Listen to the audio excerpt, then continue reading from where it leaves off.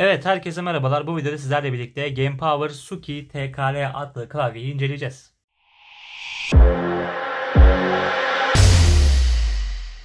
Şimdi öncelikle kutusundan ne görüyoruz? Klavyemizin numerik kısmı yok. Zaten burada da belirtmişler TKL olduğundan. 87 tuşumuz varmış. RGB'lermiş bunlar.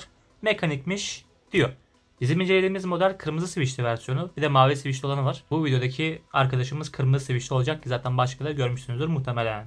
Şimdi bir kutusuna bakalım. Ardından da klavyenin kendisine gelelim. Bir de burada şey yazıyor. Onu da belirtelim hemen. Pudding Keycaps demiş. Onu da birazdan göreceksiniz. Yani şöyle sadece üst tarafları basılı. Etrafı boş. Bu tarafı bu şekilde. Şunlar da RGB gibi yapılmış. Güzel olmuş. GamePower logosu var diğer tarafta. Bazıları kutuyu önemsediği için buraları gösteriyoruz bu arada. Hani kutu ne alaka diyebilirsiniz. Ama bazıları kutu saklamayı seviyor. Şöyle özelliklerimiz yazıyor şu kısımda. Okumanız için bekletiyorum. Bu arada Türkçe diye belirtmiş burada, fakat klavyenin bazı tuşları Türkçe karakter şuradakiler gibi lazerle kazınmış değil, üzerine basılmış şekilde var. Birazdan göreceksin. Şimdi kutu içeriğine bakalım ve klavyenin kendisine göz atalım. Evet, kutu içeriğine geldiğimizde bizleri tamamen bunlar karşılıyor. Bunlar haricinde hiçbir şey yok. Tabii ki bunların poşetleri ve kılıfları vesaire. Onlar haricinde bir şey yok. Kılıf derken kılıf değil, İşte korumak için etrafına sarılı poşetlerden bahsediyorum. Şimdi klavyemizin kendisi burada. Zaten kendisine birazdan deneyeceğiz. O yüzden şimdilik bunu kenara alıyoruz. Ve ışıkları sönükken çok hoş gözükmediğini size söyleyebilirim. Bir adet bilek desteğimiz var. Bu şekilde alt tarafı kauçuklu. Bu da mıknatıslı. Yapışabiliyor. Sert plastikten yapılma, herhangi bir kauçuk ya da yumuşak bir yeri yok. Şu tarafında ve şu tarafında mıknatıslar bulunuyor. Zaten oralar ekstra yassı. Görmüş olduğunuz üzere şu kısımdan farklı detayları zaten koyarız. Alt tarafında da vidalarımız var. Sökülüyor herhalde. 2 adet kauçuk pedimiz var. Biri burada, biri burada. Bu da iyi bir şekilde muhtemelen masaya oturur. Zaten siz testlerini ekranda görüyorsunuzdur şu an. Biraz parmak izi bırakıyor mu? Evet, bırakıyor ama uzun süre üzerinde kalmıyor. Hemen kayboluyor. Bu şekilde bir bilek desteği kendisi. İnce de, çok kalın da değil. Sevenler de olabilir, sevmeyenler de olabilir ama kutudan çıkması iyi bir detay. Onun haricinde GamePower stickerlarımız var 3 adet.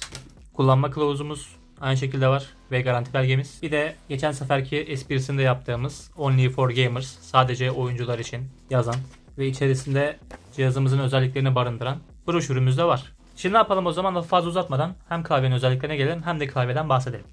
Evet, klavyenin kendisine geldiğimizde klavyemizin switchlerinin markası Otemu ve Red Switch olduğunu söylemiştim bunların. Mavi versiyonu da var. Onu da alabilirsiniz eğer almayı düşünürseniz. Onun haricinde neyden bahsedebiliriz? 80 zaten tuşumuz vardı, bunu söylemiştik size. Klavyelerin basım ömrü, tuş basım ömürleri 50 milyon olarak belirtilmiş GamePower tarafından. %100 anti-ghosting desteği var. Yani bütün tuşlara şöyle basıp şuraya bastığınızda hepsini böyle algılıyor. 20 parmağınız varsa 20'sini de algılayabiliyor. Biliyorsunuz bazı klavyelerde, tabi bu oyuncular için geçerli değil, çok eski klavyelerde var genelde ama yine de size söyleyeyim. Bir de incelediğimiz bir klavye daha vardı, Philips'in. Dünyanın en sessiz oyuncu klavyesi olarak başlı olması lazım. Kanalda bakabilirsiniz. Ya da üstte bir yerde çıkar. Ona birkaç tuşa bastığınızda aynı anda bir tanesini daha basamıyordunuz, çalışmıyordu. Ya da belirli bölgelerdeki tuşlara bastığınızda işte şurada anti-ghosting vardı, geri kalan da yoktu. Bunda %100 anti-ghosting mevcut. 19 adet ışık modumuz varmış, RGB modumuz varmış. Onları size göstereceğiz. Bir de örgü kablomuz var. Sizin de görmüş olacağınız üzere şu şekilde. Oldukça iyi ve 2 metre uzunluğunda. Bundan da bahsetmiş olmadan geçmeyelim. Klavyemizin yazılımı da var. Buna da videonun aşağıdaki kısımlarına ulaşabilirsiniz. İşte burada çıkar. Şuralarda bir yerde yazılımı incelemesi vesaire ya da yazılım tanıtımı diye bir yer vardır. Oraya tıklayarak yazılımına da göz atabilirsiniz. Şimdi klavyenin genel tasarımına bakacak olursak. İlk olarak gözümüze ne çarpıyor? Yumuşak G, Ü, Ş, I, Ö, Ç gibi butonlar klavyenin üzerine sonradan basılmış. Yani hakikaten üzerine basılmış. Lazerle vesaire işlenmemiş. Mesela şuradan bir tuş sökelim hemen. Alt tarafındaki kısım daha sonradan basılmış ve üst taraftaki kısım da lazerle kesilmiş, işlenmiş yani. Bu muhtemelen soyulmaz. Üst taraftakinin daha kısa ömürlü olabileceği ne düşünüyorum. Ve de RGB'ler üst taraftakini gösterirken alt taraftakini mesela karanlıkta göremeyeceksiniz. Bunu size belirteyim. Az sonra zaten detaylı bir şekilde görürsünüz. Klavyemizin üst tarafı metalden, alt tarafı da plastikten oluşuyor şu şekilde. Bir de bir yay sesi var. Size geliyor mu bilmiyorum ama. Kauçuklarımız bir sağda bir solda var. Ve şunların altında ne yazık ki kauçuk mevcut değil. Bunların altında kauçuk olsa ekstra bir kaydırmazlık söz konusu olurdu. Ki klavyenin kendisi bence kayıyor biraz. Şu kauçukları bir tık daha iyi yapabilselermiş ya da şuralara da ekstra koyabilselermiş. Aynı şekilde şu taraflara da daha güzel olurmuş. Ve bu ayaklarda mutlaka kauçuk olması lazımdı. Orada yerleri var ama içlerinde kauçuk yok ne yazık ki, görmüş olduğunuz üzere. Klavyenin aydınlatmalarına gelmeden önce bir de dilerseniz ses testi yapalım. Ve klavyenin nasıl bir ses çıkardığını sizler de duyun.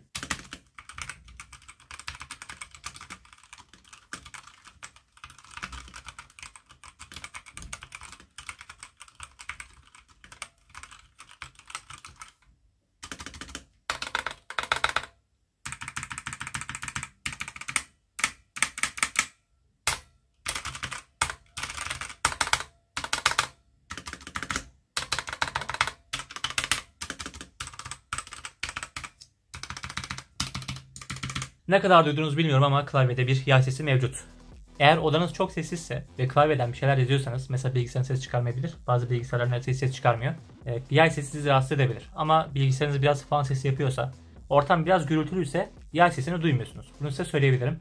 Ama özellikle gece ve sessiz ortamlarda yay sesi oldukça net bir şekilde duyuluyor. Daha önce bir Game Power klavye daha kullanmıştım. Onda da yay sesi vardı. O da beni şahsen rahatsız ediyordu. Etmeyen arkadaşlarımız da olabilir aramızda. Bunu belirteyim sizlere. Kimin eder, kimin etmez. Ve tuşlarımızın etrafında şöyle görmüş olduğunuz üzere puding keycap demesinin sebebi. Tamamı boyalı değil. Kamera bir tane netlerse eğer. Tamamı boyalı değil, şu şekilde. Bu da güzel bir ışık görüntüsü sağlıyor. Şimdi o zaman klavyemizin bir RGB modlarına bakalım. Hemen ardından yazılımına bakalım. Hemen ardından da son yorumlarımızı yapıp videoyu kapatalım. Ama RGB tuşlarına geçmeden önce bir de neyden bahsedelim? Multimedya tuşlarına bahsedelim. F'ne basıp buradaki butona işte müziği oynatabiliyorsun, ses kısmı açma, sesi kapatma tümüyle, videoyu durdurma yani sıfırlama, önceki, sonraki, oynat durdur, işte maillere gitme, ana menü açma gibi pek çok özelliğimiz burada mevcut. Aynı şekilde Windows kilidimiz de şurada mevcut. Hesap makinesinde açabiliyorsunuz F12'ye basarak. RGB'lerimizi ise buradaki ampul logosundan ve F'ne basarak kontrol edebiliyoruz. Bir de yön tuşlarıyla işte parlaklık aç kıs, hızı azalt ve arttır şeklinde kontrol edebiliyoruz. Ya da yönü değiştir gibi. Şimdi RGB'lere bakalım.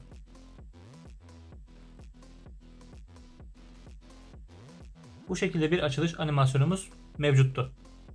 Şimdi öncelikle az önce size neden bahsetmiştim. Ş, I, yumuşak G, Ü, Ö, Ç gibi tuşlar gözükmüyordu karanlıkta. Hemen ışığı söndürelim. Ve görmüş olduğunuz üzere artık o tuşları göremiyorsunuz.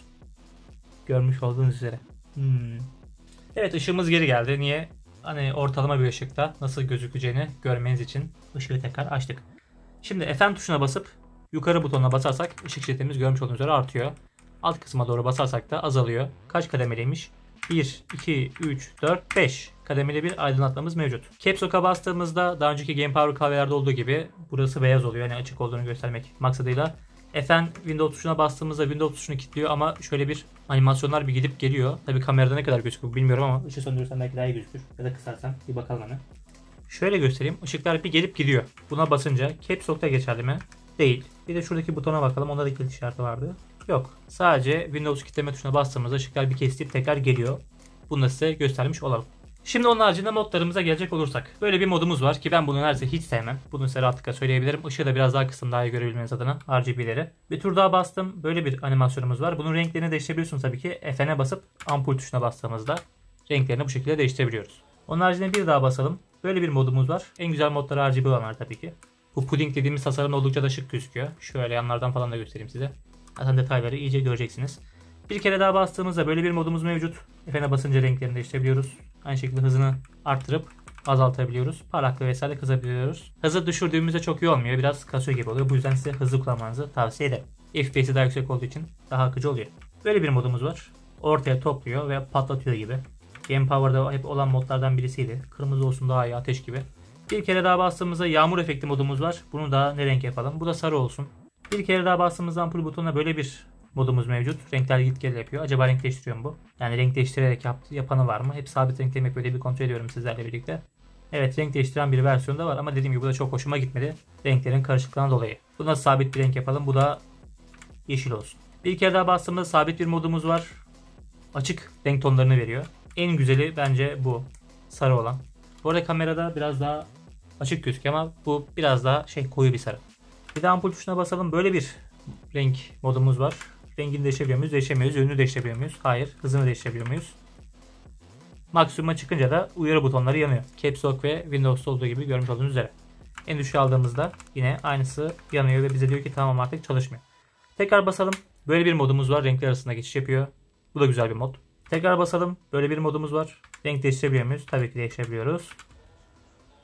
Tekrar basalım. Böyle bir modumuz var. Sabit. Renkler değişmiyor. Yani sabit bir renk yapabiliyorsunuz. Renkler animasyon olarak değişmiyor diyelim. Tekrar bastığımızda böyle bir modumuz var. Bunun rengi umarım RGB oluyordur. Evet. Bu da güzel bir mod. Yönünü değiştirebiliyor muyuz? Veya hızını. Evet, hızını değiştirebiliyoruz sanırım. Ama yönünü değiştiremiyoruz. Böyle bir mod. Bu da güzel bir mod. Böyle bir modumuz da var. Bunun farkı ne? Bu ne tarafa doğru gidiyor? Bu da bu tarafa doğru gidiyormuş. Rengi değiştirerek gördük.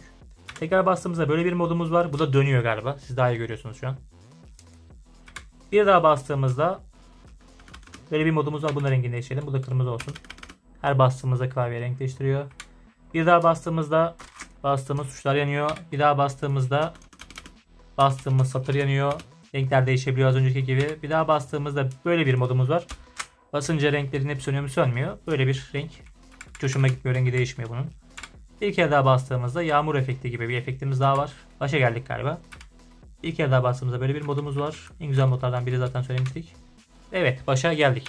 Bu şekilde modlarımız mevcuttu. Bunların dediğim gibi hepsinin renklerini değiştirebiliyorsunuz. Şimdi o zaman yazılım tarafına gelelim ve ardından ne yapalım? Videomuzu noktalandıralım. Evet, yazılım tarafına geldiğimizde ise bizi böyle bir arayüz karşılıyor. Bu arayüzde ne görüyoruz? İşte light settings diyor. Yani RGB ayarlarımız vesaire burada mevcut. Buton ayarlarımız burada mevcut. Şöyle göstereyim size, mouse key falan filan diye atama vesaire yapabiliyorsunuz. Multimedya keyleri vesaire üzerinden. Mesela open player demiş. Onları değiştirebiliyorsunuz oradan. Bu güzel bir özellik olmuş. Buradan makro atabiliyorsunuz. Makro Management diye bir yer var. Oradan makroları atabiliyorsunuz. Other Settings'e geldiğimizde ise Windows Lock, Exchange Key, NK diye seçeneklerimiz buralarda mevcut. Onun haricinde Quick Keyboard Setup, klavyenin hızlı kurulumu vesaire burada mevcut. Burada diğer ayarlarımız var. Tabii siz şu an bunu göremediniz. Burada raporlama hızımızı ayarlayabiliyoruz. 1000 Hz, 500 Hz, 250 ve 125 Hz olmak üzere.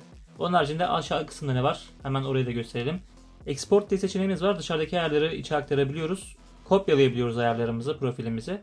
Sıfırlayabiliyoruz, silebiliyoruz ve de ne yapabiliyoruz? Dışarıya aktarabiliyoruz. Başka biriyle paylaşabiliyoruz ayarlarımızı. Mesela bilgisayar değiştireceksiniz vesaire. Başka bilgisayara falan geçtiğinizde aynı ayarlarla devam edebilirsiniz dosyaya aktararak. Burada profillerimiz var. Ekstra profil ekleyebiliyoruz artı tuşuyla. Onun haricinde profil 1 var. Burada profil adınızı vesaire değiştirebiliyorsunuz. Şu makroları vesaire bir de buton ayarlarına vesaire geçiyoruz ve direkt RGB ayarlarına geliyoruz. Buradan size göstereyim. Burada aynı şekilde parlaklığımızı arttırıp azaltabiliyoruz. Sizin de görmüş olduğunuz üzere kapatabiliyoruz tümüyle. Biraz açalım. Şu an ESC niye yanıyor sadece hiçbir fikrim yok. RGB modda da böyle döndürebiliyoruz. Yine ESC kırmızı yanıyor. Muhtemelen az evvel buradan yaptığımız bir şeyden dolayı. Şunu şöyle yapsak vesaire değişir mi bilemiyorum. Az sonra ona bakarız yine. Az önce gösterdiğimiz bütün modlarımız burada da mevcut. Renklerini buradan vesaire değiştirebiliyorsunuz. Dokunca çalışandı galiba. Aynen öyle. Buradan bütün modlarımızı vesaire ayarlayabiliyorsunuz. Yazılımı da bu şekildeydi. Ne yapabilirsiniz? Yazılımı dilerseniz açıklama kısmındaki linkten ve ilk yorumdaki sabitlenmiş linkten indirebilirsiniz. Klavyeyi oradan satın da alabilirsiniz. Bu şekilde bir yazılımda kendisi. Bir de Türkçe seçeneğimiz yok. Size hemen ondan da bahsedeyim. Ayarlara girdiğimizde İngilizce ve basitleştirilmiş Çince diye 2 adet dil seçeneğimiz var. Ne yazık ki Türkçe yok. Daha önce de sanırım Gamepower'ın ürünlerinde Türkçe dil seçeneği yoktu. Burada klavyenin üzerinde yapamadığınız şeylerden biri fark olarak mesela sağdan mı yoksa soldan mı gideceğini buradan ayarlayabiliyorsunuz. Öyle bir farkı var. Sadece yönünü değiştirebiliyorsunuz. Yazılımdan dilerseniz bunu da yapabilirsiniz. Onun haricinde yazılımda ekstra bir şey yoktu. Bu şekilde bir yazılım kendisi. Basit bir yazılım. Kurcalayıp vesaire çok rahat bir şekilde kullanabilirsiniz. Onun haricinde şimdi klavyeden biraz bahsedecek olursak. Klavye genel manada fena bir klavye değil. Yay sesinden ben rahatsız oldum ama basım hissi vesaire gayet güzel. Halihazırda kullanmış olduğum klavye MSI'ın Vigor GK50'siydi galiba. Low profil olan versiyonu. Onun da incelemesi kanalda var. Dilerseniz tıklayıp girebilirsiniz. O klavye ile arasında fark var mı? Bence var. Bunun tuşları daha küçük geldi bana. Öbürüne daha rahat yazıyordum. Bunda bir tık daha zorlaştı. Ama zaten bu tipteki bir klavyeye alışıksanız yine kolay bir şekilde yazarsınız. Numerik kısımlar yok. Orası tamamen isteğe bağlı ve kişisel oluyor. Yani benim için numerik kısım önemli. Ben numerik kısım seviyorum. Orası olsa benim için çok daha iyi. Ama siz diyorsanız ki bana burası yetiyor. Ben orayla pek işim yok. Üstteki numerik kısımla işimi hallediyorum. O zaman diyeceğim bir şey yok. Onun haricinde keşke Türkçe karakterler basılı olsaymış. Yani işlenmiş olsaymış. Üzerine basmasalarmış. Onu eleştirebiliriz. Bilek desteği vesaire yumuşak bir şeyden yapılsaydı, kauçuktan falan çizilirdi gibi onu düşünüyorum. Hani aşınma durumu olurdu. Bu şekilde aşınmaz. Eli de ağrıtmıyor zaten. Kullandığım süre boyunca herhangi bir sıkıntı yaşamadım. Bilek desteği de iyi. Mıknatıslı olması da güzel. Eleştirebileceğim bir konuda klavyenin altındaki kauçuk ayaklar, kauçuk ne diyelim yükselticiler vesaire. Onların yere tutunması iyi değil. Çünkü sadece 2 adet var ve onlar şu tarafta kalıyor. Arka tarafta yok. Aynı şekilde bir de bilek desteğinde de mevcutlar. Sağda ve solda. Ama onlar hani elinize ittiğiniz zaman rahat bir şekilde kayıyor. Aynı şey mesela yok. MSI'da yoktu. Çok daha kaliteliydi kauçukları. Hani kauçuğun daha kaliteli olması fiyatı arttırır mıydı? Bilemiyorum.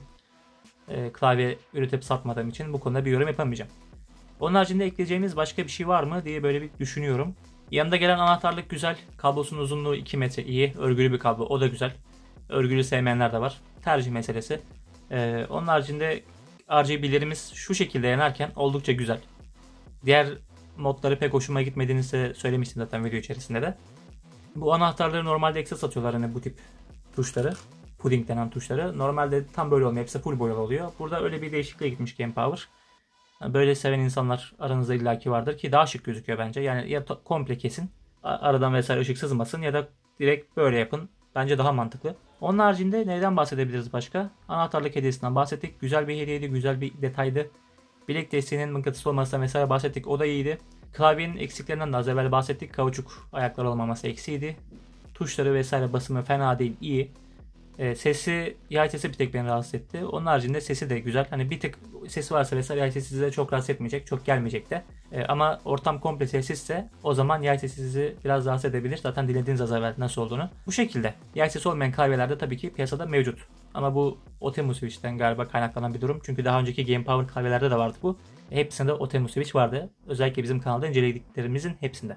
Onun haricinde başka bir şey değinebilir miyiz diye bakıyorum. Aklıma başka bir şey gelmiyor. Klavye genel olarak bu şekildeydi. Ne kadar ömrü olur bunu bilemem. Çok uzun bir kullanım testinde vesaire belli olur. Mesela Game Power Saber'de herkes demişti ki benimki aldım bir ayda bozuldu. Ben onu 2 yıl kullandım. Sonra değiştirmek istediğim için çok RGB'li diye sattım. Daha sade bir klavyeye geçtim Philips'e. Sonra mekaniği tekrar özlediğim için tekrar mekaniğe döndüm. Ve şu an MSI klavye kullanıyorum. Vigor GK50'ye. Bu şekilde.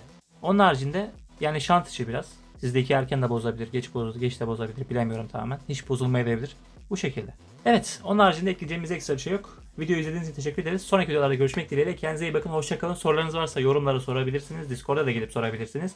Onun haricinde WhatsApp kanalımız vesaire var. Onların linklerini koyabiliriz. Bir de oyun kodları vesaire de atmıştık başta. Onları da alabilirsiniz.